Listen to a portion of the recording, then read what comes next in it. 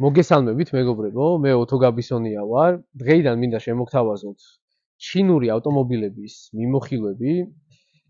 დღეს ჩემი პირველი ვიდეოა და ძალიან ვთქვით, არ გამაკრიტიკოთ, ძალიან არ გამაკრიტიკოთ. ვიცი რომ ეს ვიდეო სათაურის გამოჩართეთ და ვიდეოს უყურებთ ავტომოყვარულები და პოტენციური ავტომობილების მყიდველები და მინდა შემოგთავაზოთ. დღეს სტუმრად გვეყოლება ესეთი ულამაზესი დახვეწილი ავტომობილი BYD Sea Lion 07.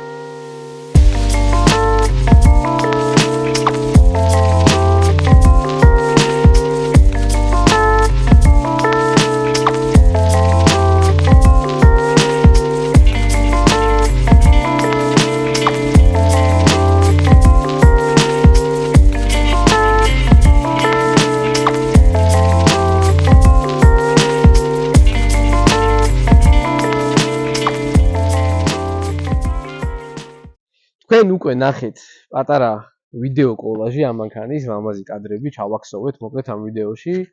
ამოთ გადავიდეთ ექსტერიერზე. სხვათა შორის ჩინელებს არ ეშლებათ მისი ამ დახვეწილ ფორმებში ჩაქსოვა თავის ესე უხეში ფორმების, მაგალითად როგორიცაა აი ეს ბამპერზე ესეთი მოყვანილობა, რომელიც სხვათა შორის ძალიან ბევრ ევროპულზეც, არაევროპულ მანქანებზეც საკმაოდ აი სამმაგი ფასი რო ღირს. აი უბრალოდ ბუტაფორია აქვს ხოლმე, აი ეს გრილი, მაგრამ აქ სხვათა შორის არ გვხვდება ბუტაფორია.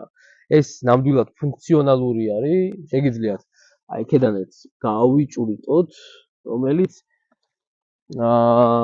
ჰაერს ნამდვილად ატარებს და მოკლედ ძალიან კარგი არის. მე მაგალითად ჩემს გემოვნებაში ძალიან ჯდება, ძალიან მომწონს მისი ფარები, თან აი ესეთ BMW-შიკები რო ენჯელაიზერებს ეძახდით, აი ეგეთი ენჯელაიზერები, ენჯელები, მოკლედ BYD-საც აქვს. BYD Sea Lion 07 გამოირჩევა თავის აი ესეთი ელემენტებით, რომელთაც აყვარებს მომხმარებელს თავის თავს. აი ესე ქვემოთ პატარაზე ესე ჩამოდის ძალიან კარგი ნათება, ღამე სხვათა შორის ღამე როდესაც მოზრაობთ ამ მანქანას ძალიან აი ეფექტური არის და ბევრის ყურადღება სხვათა შორის იპყრობს.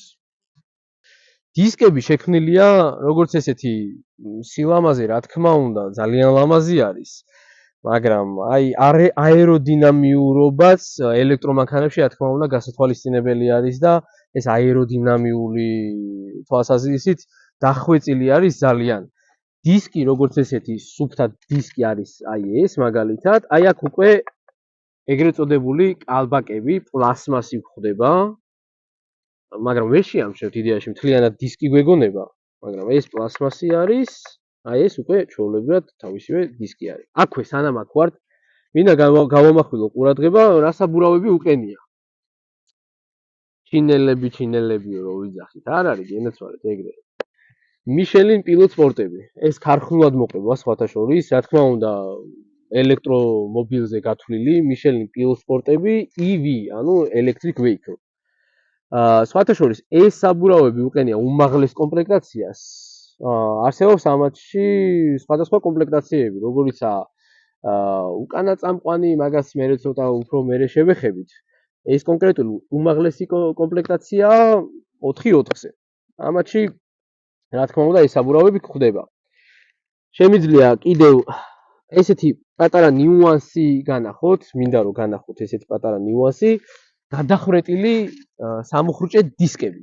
გადახრეტილი გაგრილებადი სამუხრუჭე დისკები, რომელსაც აი ესეთი დიდი სუპორტი, ესე რომ ვთქვათ, ბჭყალებში სუპორტი აჩერებს და საკმაოდ ეფექტური არის, მოკლედ კარგად გვაჩერებს რა. დისკის ზომა არ მithქვავს, დისკის ზომა 20-იანებია, 255-45-ზე. სხვათა შორის 20-იანთან შედარებით საკმაოდ რბილი არის, ისე ვერ ვიტყვით, რომ რაღაცა ძალიან ისტი და რაღაცა. არა, 20-იანი არის, მაგრამ საკმაოდ ინარჩუნებს თავის სირბილეს. ეს კონკრეტული მანქანა, როგორც აღნიშნე, უმაღლესი კომპლექტაცია არის 2025 წლის ივნისის გამოშვება და აქ უკვე გვხვდება Smart Drive. და მინდა გთხოვოთ, რომ კომენტარები დამიწერეთ. რჩევებს აუცილებლად გავითვალისწინეთ. პირდებით, რომ ყველა კომენტარს ზედმიწევნით წავიკითხავ. მირჩიეთ.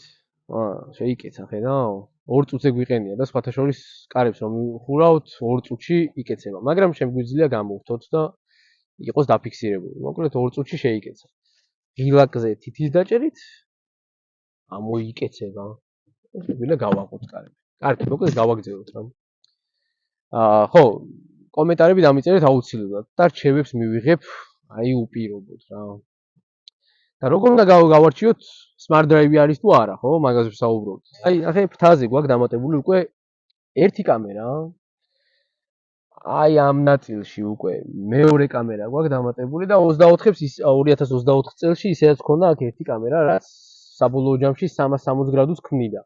მაგრამ აქ უკვე დაგვიმატეს 1 და 2. ანუ ჯამში ამ პატარა მონაკვეთში 3 კამერა გვაქვს. რაც ნუ აქ ხო გვაქვს 3. მეორე მხარესაც 3 კამერა გვაქვს, უკანა მხარეს დაგვიმატეს 1 კამერა და წინ დაგვიმატეს კიდევ 2 კამერა. პლუს ლიდარი, არ დაგვავიწყდეს ლიდარი. რაც საბოლოო ჯამში აი ძალიან რა უნდა მოხდეს ისეთი, ან რა უნდა იყოს ისეთი, რომ ვერ დავინახოთ. ძალიან დახვეწილი არის უკვე 2025 წელში მოკლედ ეს სისტემა რა, smart drive სისტემა, მაგას კიდევ ინტერიერში რო ჩავსხდებით, მე უკვე უკეთ განვიხილავთ, ეხა ექსტერიერზე ვართ რა. მაგრამ ისე შეუხამეს ეს მონაკვეთი, რომ დიზაინშიც ჯდება, საკმაოდ მე მომწონს რა ვიცი რა, დიზაინშიც ჯდება და ავი, ცუდი არ არის რა ყოველ შემთხვევაში. გადმოვიდეთ მანქანის უკანა მხარეს. მინდა რომ კომენტარებში დამიწეროთ რა მანქანის უკანა მხარეს გავიგოთ ეხა ეს.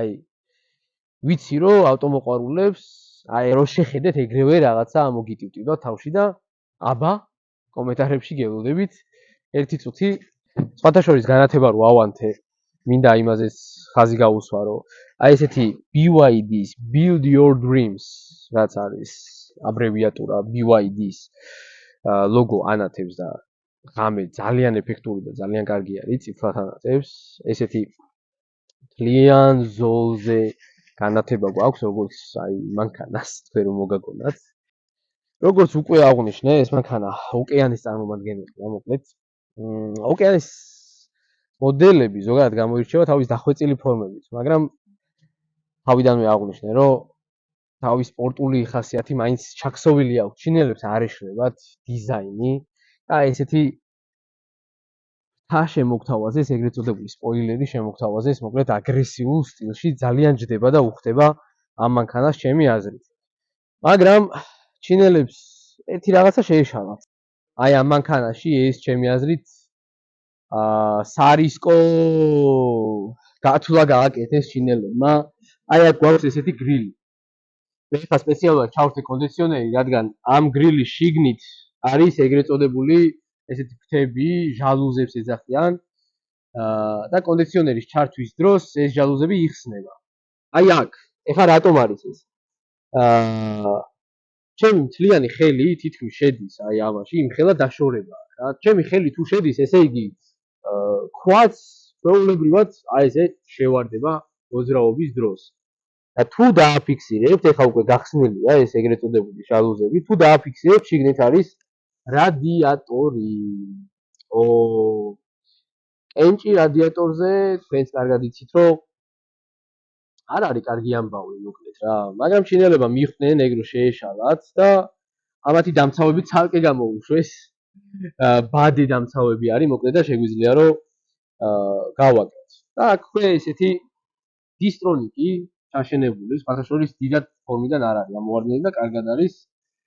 აქ გვაქვს ესეთი დისტრონიკი, პატარა თვალი და რა თქმა უნდა პარკინგ კონტროლი. მოკლედ ეს მინუსი ჩინელებო, მინუსი აღარ შეგეშალოთ. დისტრონიკი უკვე ვახსენეთ და აქვე მინდა ყურადღება გავამახვილო ლიდარზე. იდეაში ლიდარი ხო ვიცით რომ საქართველოში არ მუშაობს რა. ლიდარი ჩინეთში არის მოკლედ ძალიან კომფორტული, როდესაც მისამართ ჩავწერთ სახლის იქნება თუ სამსახურის იქნება და უბრალოდ დავსხდებით და მანქანა თავისით მიგვიყვანს, მოკლედ ყველაფერს ხედავს, ჩინეთში დახაზულიც კარგად არის. მაპიც ჩატვირთულია ეგრეთ წოდებული და რა ვიცი, მოკლედ ლიდერი ჩინეთში მუშაობს. საქართველოში დიდად არ მუშაობს, მაგრამ შეიძლება კამერამაც აღიქვას ეხლა ლიდერიდან ესე პატარა ციმციმი, არ ვიცი აღიქვას თუ არა. სინამდვილეში მუშაობს და საქართველოში აუმჯობესებს მოკლედ მანქანის ავტოპილოტს, რომელზეც ცოტა მოგვიანებით ვილაპარაკებთ და ხედავს ასევე შუქნიშნებს და მოკლედ სხვადასხვა მოკლედ საქართველოში მუშაობს. ლიდერი შეიძლება ვინმეს არ მოეწონოს ლიდერის ესეთი ამოწეული ფორმა, მაგრამ მაგალითად ჩემთვის რა ვიცი, მისაღები არის და ესეთი ფორმის გამოც მომწონს ეს მანქანა. და კიდევ ერთი მინუსი, რა ვიცი, რატომ მოხდა ესე? მე მაგალითად წარმოდგენა არ მაქვს, მაგრამ ნახეთ, აი ეს სახელური, როდესაც შეკეცილ მდგომარეობაში არის, ხო? ჩვენ გვაქვს აქ ღილაკი, რომლის დაჭერის დროსაც გამოვა ჩვეულებრივ შეგვიძლია რომ გავაღოთ, მაგრამ იქნება არ მინდა რომ ჯერ წინ გავაღო და მინდა რომ პირდაპირ უკან გავაღო კარები, ხო? ანუ ვერ ვახ. ანუ ჯერ წინ უნდა მივაჭირო თითი, რომ გამოიწიოს და მერე გავაღებ კარებს. ანუ ეს ჩემთვის მინუსია. ან დაემატებინათ აქ ერთი ღილაკი რომ რა ვიცი მივაჭირო და არ მინდა რა იქნება ეს იცი. მოკლედ ეს მეორე მინუსი ჩემი აზრით.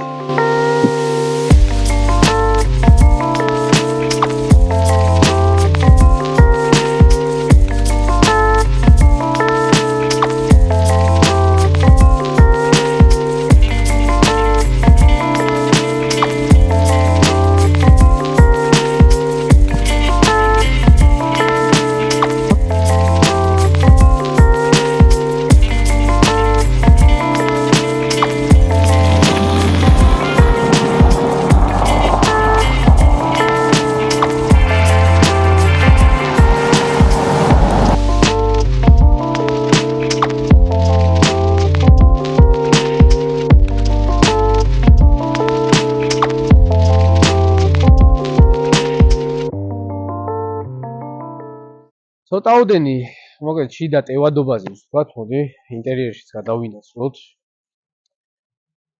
მიუხედავად იმისა, რომ ამ მანქანას ესეთი უკანა მხარეს ესე დაწვენილი მხარე აქვს, მინდა გითხრათ, რომ უკანა მგზავრისთვის საკმაოდ კომფორტული არის მგზავრობისთვის. თავთან სივრცე ვერაფერს ვიტყვი. მუხლებთანაც ხედავთ სივრცეს, რომ რა ვიცი, ძალიან დიდი სივრცეა.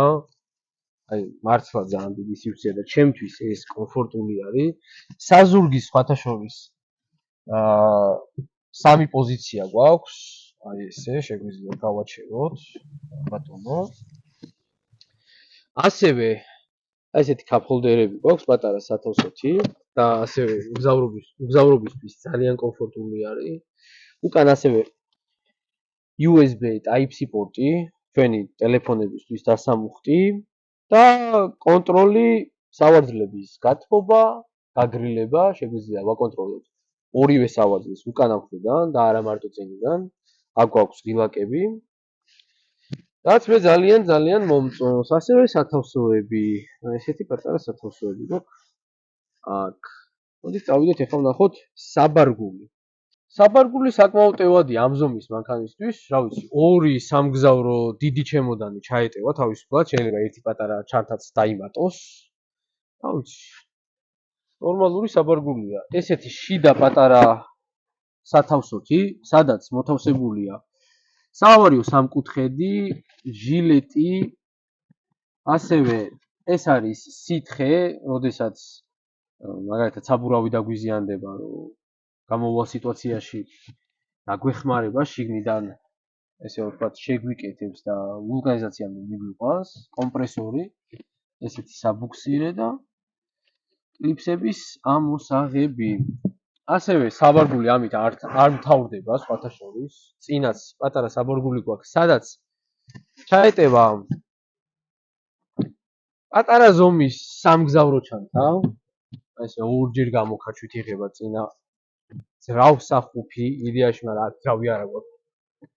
ესეთი ეგრეთ წოდებული კაპოტი, არ მიყვარს ხოლმე. კაპოტები და რაღაცების ხოლმე. ხო, აქ ჩაეტევა ერთი საკმაოდ ისეთი რა. კარგი ზომის ჩანთა, რა ვიცი. ატარა ნამდვილად არ არის. და ნუ შეგვიძლია რომ რაღაც ვიშოპინგოთ, აქ ჩანთები ჩავდოთ, რაღაცა. ამის ახლა იდეაში რატომაც შეიძლება რომ დაგჭირდეს არის აი აქედან ჩანთის ამოსახება ამოღების დროს და სითხის ჩასასხმელად საწმენდების. всё, მეტი არაფერი ისიც. დანარჩენი ელექტრომანქანას დარწმუნებული იყავით რომ არაფერი არ დაგჭირდებათ. რა ვიცი, მოსავლელად არის უადვილესი რა. მოკლედ ეს ძალიან მომეწონა, მე მინდა გითხრათ. გადავინაცვლოთ ინტერიერში.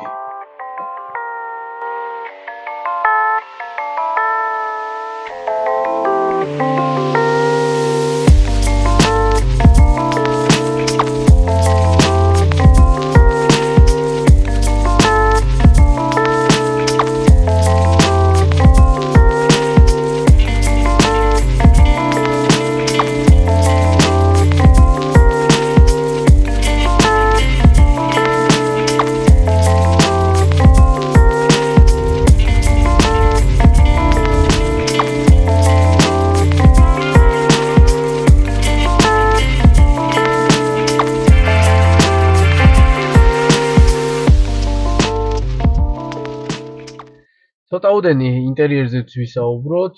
პირველ რიგში აზრის ყურადღება მინდა გავამახვილო აი ესეთი ფორმები, საკმაოდ დახვეწილი და კარგი ფორმებია და სხვა მანქანებში არ ხდება სხვათაშორის. თან აი ეს სახელური კარის, რა ვიცი, ძალიან კარგია და კომფორტულია. ხელს რაზეც ვკიდებთ იდეაში, ყველაფერი არის ხარისხიანი. რა ვიცი, ჭრაჭუნტესაც ხო, რა თქმა უნდა, BYD-ის ნებისმიერი მოდელი უძლებს, აი, ნებისმიერი ჭრაჭუნტეს. რა ვიცი, აწყობის ხარისხი მინდა გითხრათ, რომ იდეალურია, თქვენ თვითონაც აღიძინოთ ნახავთ, მაგაში დარწმუნდებით. რა ვიცი, ერთადერთი, რაც არ მომეწონა არის, აი ეს რა აი ძალიან უხარისხო პლასმასი, ქვემოთა მხარეს ხდება დარჩენი იდეაში ქვემოთ ეგიც იმიტომ აქვთ დაზოგილი, მაგაში თანხა რომ დიდად მაინც ქვემოთ ხო თქვენს შეხება არ აქვს რა. რაზეც შეხება გვაქვს ზემოთ მხარეს, მოკლედ ყველაფერზე, მოკლედ კარგი მასალა არის გამოყენებული. ტყავი არ არის, ტყავის შემცვლელი არის, მაგრამ მაღალი ხარისხი არის. ასევე სავარძლებზე მინდა რომ 1-2 სიტყვით შევეხო. საკმაოდ კარგი დიზაინის სპორტული სავარძლები არის, გვერდით აი ესეთი ბალიშებით, რომლებიც იბერება. და ჯდომის დროს მინდა გითხრათ, რომ საკმაოდ კომფორტული არის. ესე რომ ვთქვათ, არ ამოვარდები მოხვევის დროს, იმიტომ რომ ესენი კარგად გიჭერს. გარდა იმისა, რომ ელექტროსავარძელია, ასევე გვერდზე ბალიშების მორგებაც შეგვიძლია, ასევე წელზეც აი ამ ნაწილშიც ბალიში ამოდის და შეგვიძლია რომ მოვირგოთ. საჭესზე ვთქვათ 1-2 სიტყვა. რა ვიცი, ეს ფორმა, მე აი ქვემოთ რომ ესეთი ფორმა ძალიან მომწონს და სრულიად მრგვალი რო არ არის. ხელშიც აი აქ, რა ვიცი, კარგად ზის. საჭის სისქე, ესე რომ ვთქვათ, ხელის მოკიდების სისქე, არც ძალიან წვრილი არის და არ ძალიან მსხვილი რა. BYD-ის როგორც ძალიან მომწონს და მულტისაჭი რა თქმა უნდა, სწრაფი ღილაკებით, მაგალითად, აწევა-დაწევა, ხმის, გადართვა-გადმოთვა მუსიკების. აქეთ დისტანციის კონტროლი მანქანასთან, მაქსიმალური, მინიმალური სიჩქარის კონტროლი და სწრაფი ღილაკი რომ გამოვიტანოთ 360 კამერები. ასევე აქ ერთი ღილაკია, რომელზეც რაც გვინდა იმას დავაყენებთ, სწრაფი ღილაკის ფუნქცია შეგვიძლია ვცვალოთ მოკლედ მენიუდან. კი ბატონო, შემდეგი მინდა რომ გადავიდეთ fast charger-ი გვაქვს სხვათა შორის 50 ვატი, რომელიც, რა ვიცი, საკმაოდ კარგად ტენის ტელეფონს და თავის გაგრილებაც აქვს, რა ძალიან კარგია, ჩარჯის დროს სხვათა შორის ძალიან ესე ვთქვათ ცხელდება ტელეფონები და აი აქ ესე გაითვალისწინეს ჩვენმა ჩინელებმა, რომ გააგრილოს ტელეფონი დატენვის დროს. მარცხენა მხარეს გვაქვს, მარჯვენა მხარეს არ გვაქვს. მაგრამ სამაგიეროდ აი ესეთი გაგრილებისთვის ესეთი პატარა დასაბერი ჰაერის დამბერი ადგილი გვაქვს. ასევე სწრაფ ღილაკებს მინდა შევეხო შუშების ჩამოწევა, რა ხელაზეც მინდა შუშა სიტყვაზე იმ ხელაზე რომ ჩამოიწიოს, ნებისმიერ მხარეს ვაკონტროლებთ. აქ გვაქვს სარკეების მოკეცვა, საბარგულის გაღება, ამბიენტ განათება, რომელიც საღამოობით ძალიან ლამაზია, დამიჯერეთ. აქაც ესეთი ნათება გადმოდის, ეს არ არის ეკრანი, აქ არის უბრალოდ ამბიენტ განათება. შეიძლება ეხლა დღე და არ ჩანდეს, მაგრამ საღამოს მეწმუნეთ, რომ ძალიან ლამაზია. დიდი პლანშეტი გვაქვს, რომელშიც ნებისმიერი აპლიკაცია შეგვიძლია ჩავწეროთ, როგორიცაა YouTube, Maps, ან ნებისმიერი Google Chrome და ნებისმიერი APK ფაილი, მოკლედ შეგვიძლია ჩავწეროთ, როგორც ჩვენს Android თუ ნებისმიერ ტელეფონში. ასევე მინდა გავამოხილო ყურადღება DVR კონტროლზე, რომელიც ჩაშენებული ავტორეგისტრატორია. აი ესეთ პატარა რამდენად გვიდგას ტორმოზე ფეხი, შუქი ჩართული გვაქვს თუ არა მოხვევის მანიშნებელი და ძალიან კარგი დახვეწილი რეგისტრატორი გვაქვს გამოტანილი. კამერა გვაქვს და სელფის კამერით შეგიძლიათ ელაპარაკოთ. აი აქ გამოვიდან კიდევაც ახლა ჩვენს პატარა კამერას. რა არის კამერა? აი ესე.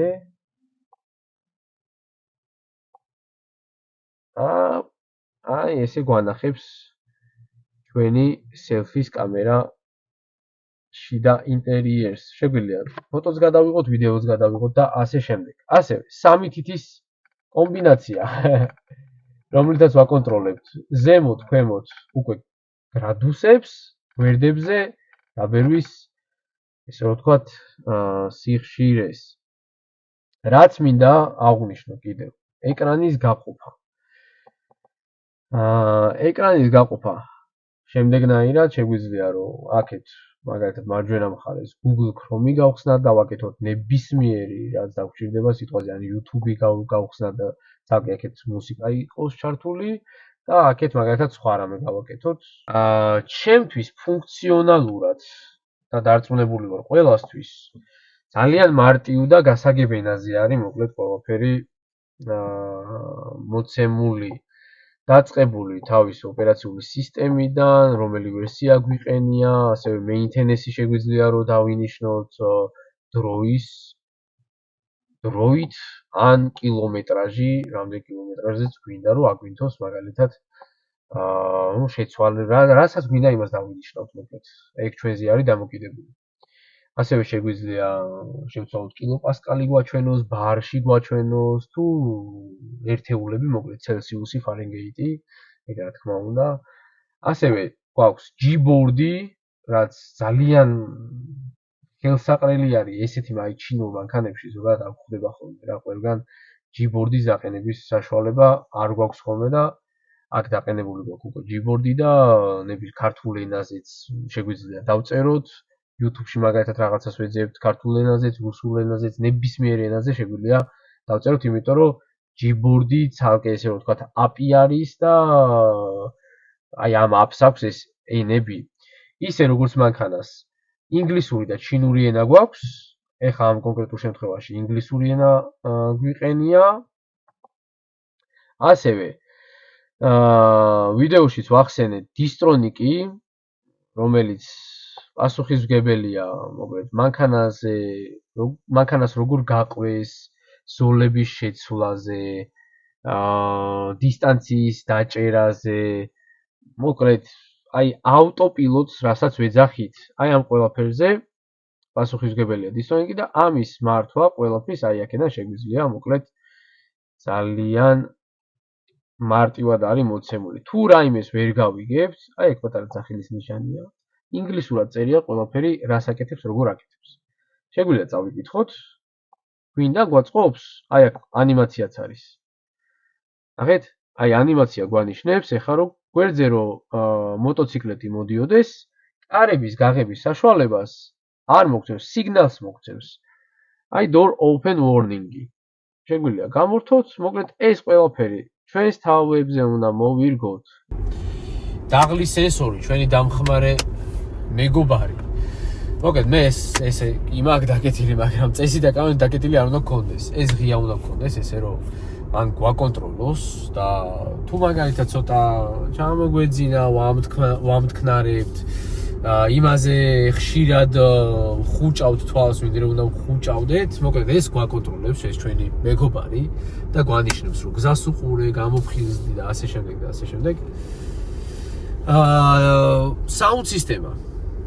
Dynaaudio, რომელიც იდეალურ ხმას გამოცემს, ბას დინამიკიც გვაქვს საბედნიეროდ და ძალიან კარგი ხმა აქვს საბოლოო ჯამში. ჩვენ ახლა ვერ ხედავთ, მაგრამ head-up display ჩართული მაქვს და წინ მიჩვენებს სიჩქარეს, შეზღუდვა რამდენი გვაქვს სიჩქარეზე, ავტოპილოტის შემთხვევაში გვიჩვენებს უკვე წინ რამდენ ხანში გაითიშება ესე რომ ვთქვა და ხელის მოკიდება რამდენი ხანში დაჭირდება და აი ამ ყველაფერს head-up display-ზე გვაჩვენებს. ეს ხელის მოკიდება ტყუილად არ ვახსენე, როდესაც ავტოპილოტით მივდივართ 40 წამში ერთხელ ზოგადად ჭირდება ხოლმე რომ შევახსენოთ რომ აქ ვარ.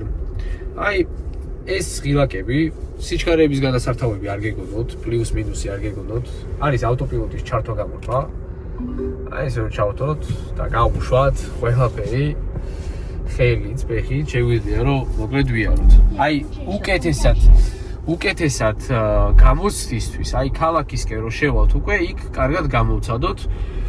იდეალურია ტრასაზე, ავტობანზე, იდეალური არის საცობში. საცობში წინა მანქანა წავა, ეს გაყვება.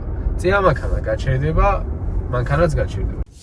ორი ოდესიტყვით მინდა, აი აქ მართვა პანელს შევეხო. ჩართვა გამორთვის ღილაკი, auto hold-ი, რომელიც მოკლედ აი შუქნიშაზე რომ მივალთ და გავაჩერებთ მანქანას, წინ რო აღარ დაიძრას და მანქანა გაჩერებული დარჩეს.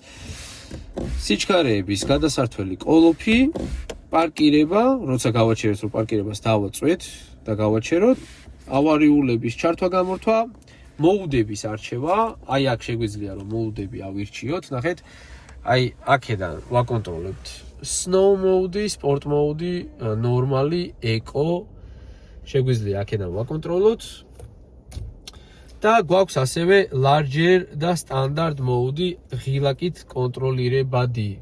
Standard და larger modes ორი ოდესიტყვით აგიხსნით. Standard mode-ზე მანქანა აკეთებს რეკუპერაციას, მაგრამ იმდენად ვერა, როგორც larger-ზე. Larger-ზე, როდესაც გვიყენია და მანქანით მივდივართ, მაგ შემთხვევაში გაზზე, ანუ აქსელერატორზე, ფეხის აშვების დროს მანქანა ოდნავ კი ნელდება, მაგრამ ამავდროულად რეკუპერაციას აკეთებს მანქანა, ანუ იტენება. ვილაპარაკოთ ცოტაოდენიც ჩვენ ინტელიგენტ სისტემებზე, ჩვენ ჭკვიან სისტემებზე. როგორც ხედავთ ჩვენს წინა მონიტორზე, მძღოლის მონიტორზე, საკმაოდ ყველაფერს აღიქვავს, როგორიცაა მანქანები, ადამიანები, მოტოციკლეტები, ზოლები თუ სხვა. ეს არის ძალიან დახვეწილი 2025 წლის მოდელებში. რა ვიცი, მე მაგალითად მოხვევის მაჩვენებელი ჩავრთე, გადავედი ზოლი შევიცვალე, თვითონ მიხვდა რომ ზოლი შევიცვალე და თვითონვე გამორთო. ძალიან კარგი არის და ასევე ავტოპილოტი. ავტოპილოტს როგორც კი გააქტიურებთ, შეგიძლიათ ყველაფერს ხელი, ფეხი, ყველაფერს გაუშვათ.